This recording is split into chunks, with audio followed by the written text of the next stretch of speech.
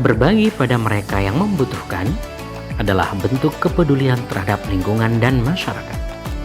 Keluarga besar Fatih Bilingual School yang terdiri dari guru, staf, siswa, dan wali murid setiap tahunnya mengumpulkan donasi untuk disalurkan pada anak-anak yatim, panti yatim, dan para duafa. Pada program sebelumnya, ratusan kado paket untuk yatim telah disalurkan.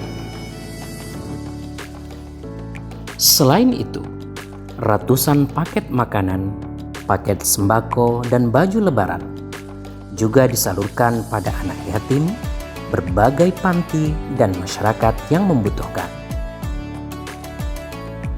Tahun ini, Fatih Bilingual School kembali mengajak semua pihak untuk berdonasi demi membantu saudara kita yang membutuhkan.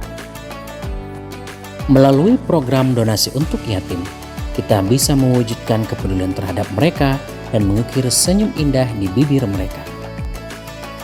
Untuk itu, segera salurkan donasi Anda melalui rekening Yayasan Fatih Indonesia.